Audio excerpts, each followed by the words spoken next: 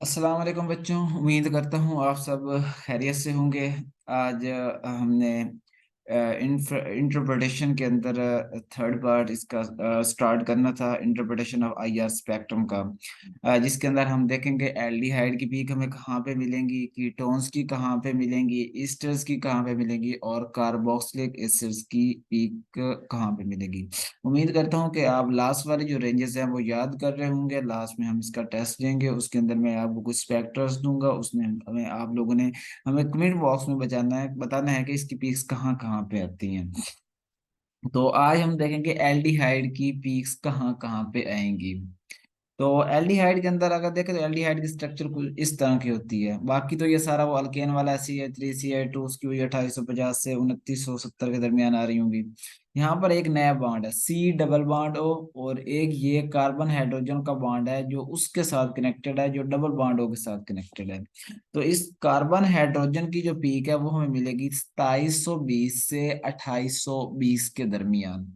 और ये जो सी डबल बॉन्ड O की पीक है एल्डिहाइड के अंदर हमें 1720 से 1740 के दरमियान मिलेगी। तो हम ये देखेंगे पहले कार्बन डबल बॉन्ड ऑक्सीजन की पीक हमें मिल रही है कि नहीं मिल रही। उसके अंदर जो हमारे पास इसकी रेंज थी 1720 से 1740 के दरमियान।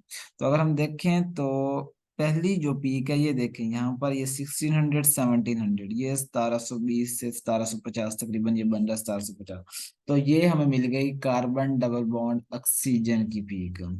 उसके बाद जो दूसरी हमारे पास पीक थी वो थी कार्बन हाइड्रोजन की पीक। हमारे पास डुप्लेट भी होगी, मतलब दो छोटी छोटी पीक्स होंगे, और वो 2720 से 2800 के दरमियान होगी। ये अब हम देखेंगे, ये रहा 2600 और ये 2700। ये 2720 पर हमें डुप्लेट मिल रही है, एक यहाँ पर पीक मिल रही है और एक यहाँ पर मिल रही है। तो ये दो पीक जो है हमें डुप्लेट की फॉर्म में मिल रही है।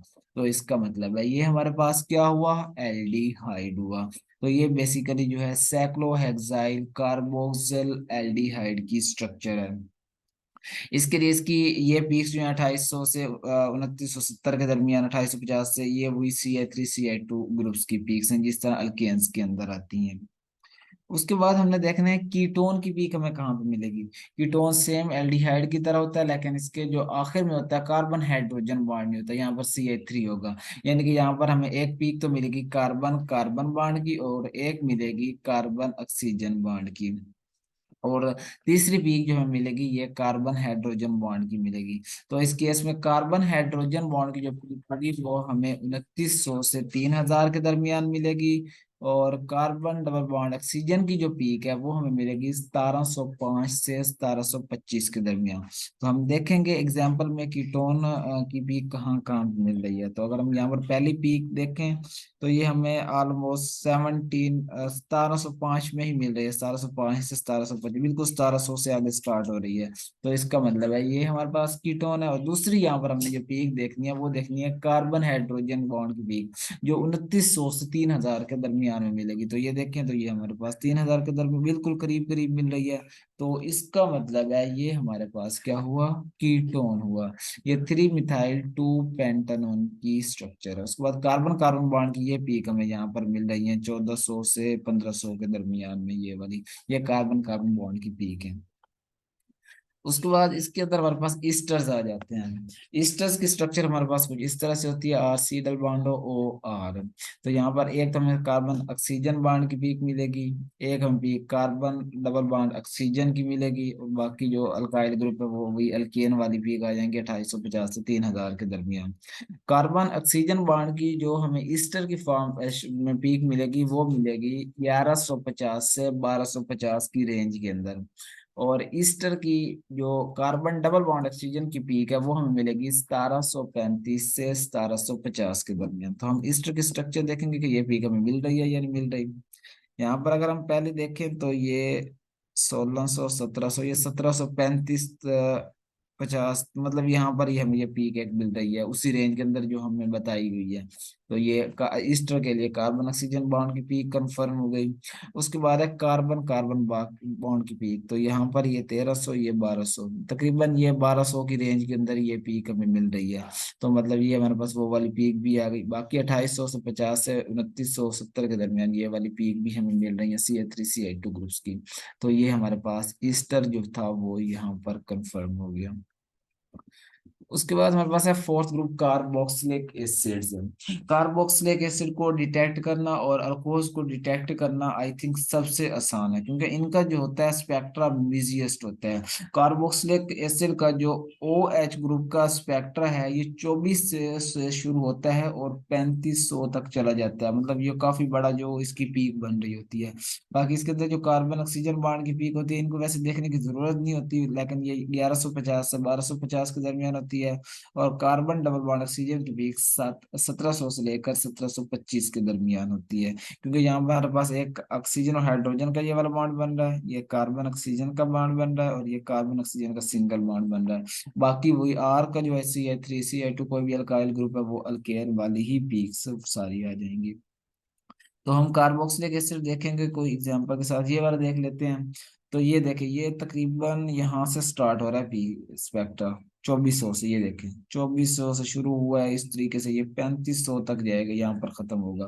तो ये काफी बड़ा स्पेक्ट्रा है, तो यहाँ से हमें पता चल जाता है कि ये कार्बोक्सिलिक एसिड है। उसके बाद इसके अंदर कार्बन ऑक्सीजन बॉन्ड का जो डबल बॉन्ड है ये ऑलमोस्ट 1700 से 1720 के दरमियान होता है, तो ये भी हमें मिल रहा है। उसके बाद कार्बन कार्बन के जो बॉन्ड्स होते हैं ये भी हमें कार्बन ऑक्सीजन के बॉन्ड भी मिल रहे हैं, और ये कार्बन कार्बन के 1400 से 1500 के दरमियान कार्बन कार्बन के बॉन्ड हो गए।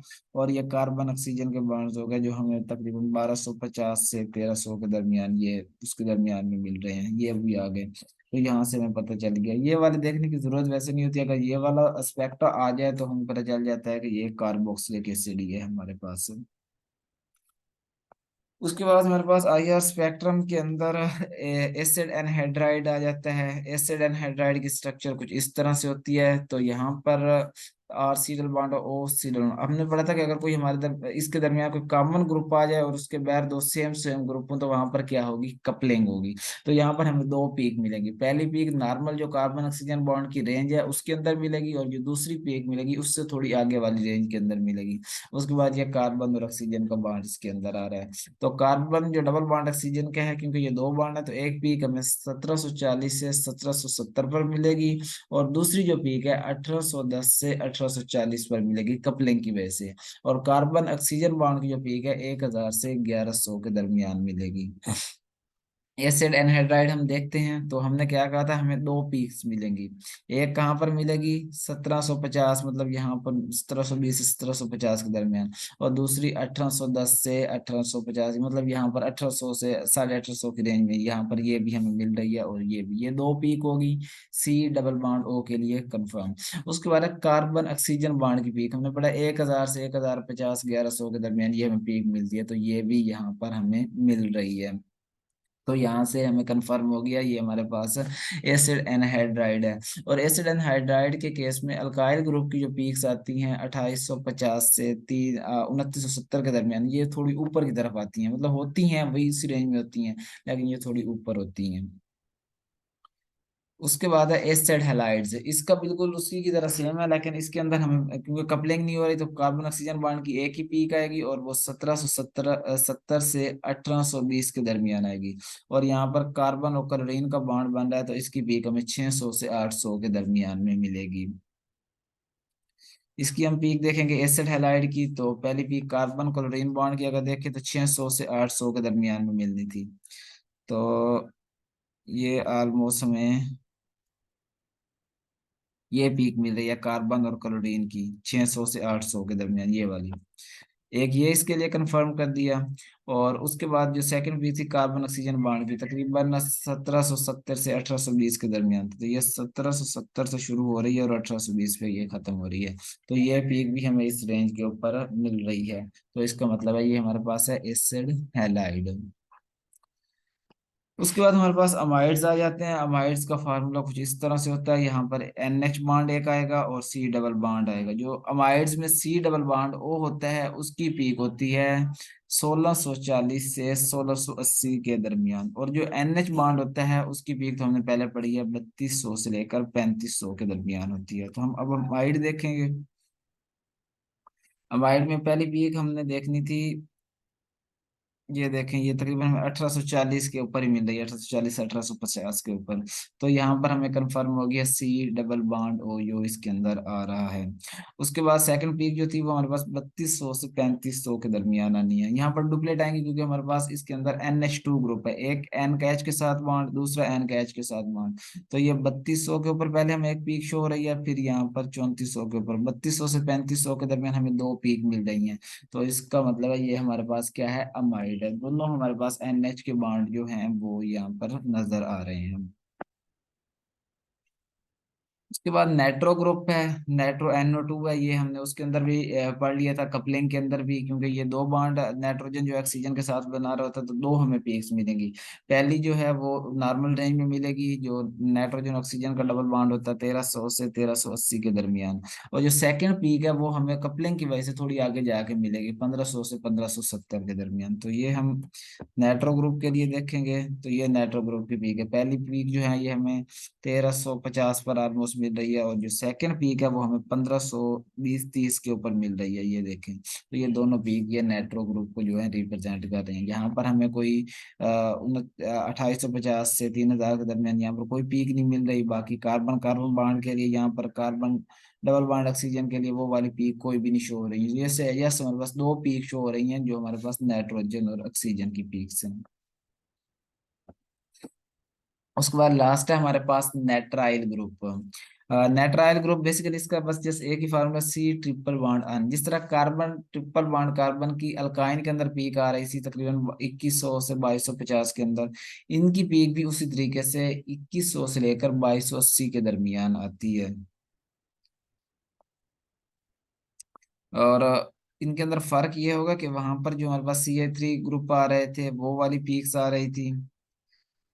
तो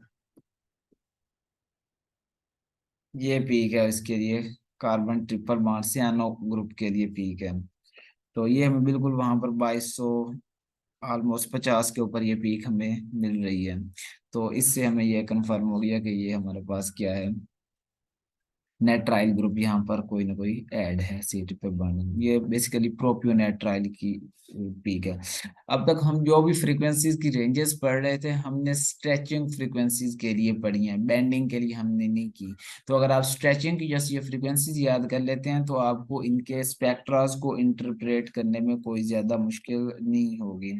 नेक्स्ट आप लोगों ने ये टोल्यूइन का स्पेक्ट्रा है, यहाँ पर वीडियो पॉज कर लें, इसके अंदर देखें कौन कौन से ग्रुप्स हैं टोल्यूइन के, पहले स्ट्रक्चर ड्रा करें, इस तरह की स्ट्रक्चर होती है। इसके अंदर देखें कौन कौन से बॉन्ड बन रहे हैं और कौन कौन सी पीक्स आ रही हैं। उसके बाद एन पेंटेन है, ये एल्केन है, इसके अंदर पीक्स आपने डिटेक्ट करनी है। उसी तरह यहाँ पर 2850 से 2970 के दरमियान आ रही है पीक, कार्बन कार्बन के दरमियान ये पीक आ रही है। तो ये पेंटेन के लिए दो ही पीक्स आती हैं, ये आप लोगों ने डिटेक्ट करनी है खुद ही।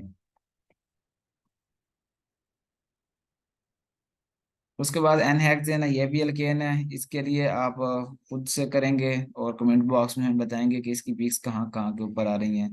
बेसिकली वही दो पीक्स ही आएंगी, जो हमारे पास का 2850 से 2970 के दरमियान, और जो 1400 से 1400 1570 के दरमियान, जो 1400 से 1500 के दरमियान जो आ रही होती है। उसके बाद ये भी अल्केन ही है। इस तरह साइक्लोहेक्सेन है, इसको आपने पास करना है, ये हमारे पास इसकी भी पीक्स अल्केन की ही तरह आएंगी क्योंकि इसके अंदर कोई डबल बॉन्ड नहीं है, सारे सिंगल बॉन्ड ही है। वन डिसेन है, इसका फार्मूला ये नीचे दिखाया गया है। इसकी आपने डिटेक्ट करना है कौन कौन से बॉन्ड बन रहे हैं और कौन कौन से फंक्शनल ग्रुप की पीक्स कहाँ कहाँ पे आ रही हैं।